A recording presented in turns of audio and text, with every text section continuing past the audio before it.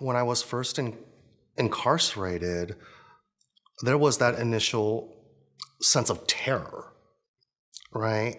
And I think that my body had to go into survival mode because some of the things that I may have experienced during those first few days, I suspect were incredibly traumatic. And I say suspect because for the life of me, I try constantly, even now, to think back to those first 72 hours of my incarceration. And I can't remember much of anything that happened. Honest to God, I try and try, but there's no memory. There's just like a blink, right? I only have this very, very, very vague recollection of my parents visiting me the day after my arrest inside the juvenile hall, and not much more from that.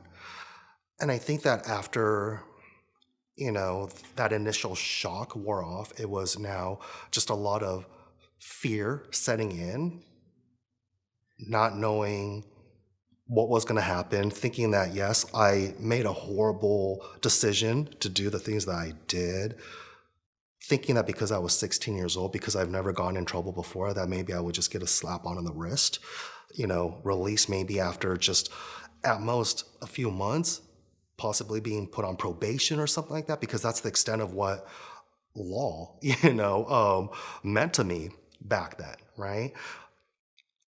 Later on, after having my case transferred to the adult court system and being told I was facing 2 life sentences and there was a chance that I would never return home, I think that is when I really, really was able to experience fear in its purest form. And I say that because I tasted fear. I literally tasted fear. And I don't know how to describe it.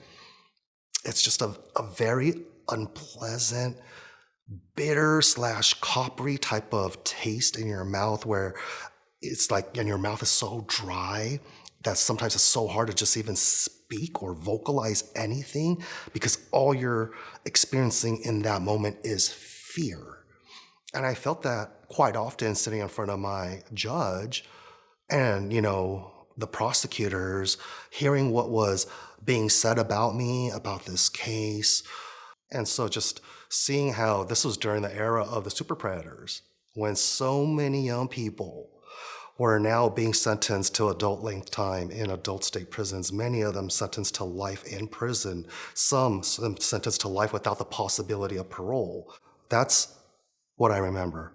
That's how I felt for nearly 2 years while my case was transferred from the juvenile justice court system after losing my fitness hearing where I was found unsuitable to have my case remain in juvenile court and needed to have it transferred to adult court, now facing 2 life sentences, going to, all my court hearings, anxiously awaiting the outcome of my case to have more clarity on what my future was going to look like, for it to be dragged on for nearly 2 years until I actually had that clarity given to me through a plea bargain, which was for 15 years, 8 months with 2 strikes for my first and only offense, 2 strikes that I carried with me to this day. Those are all the things I went through between the ages of 16 and 18 years old.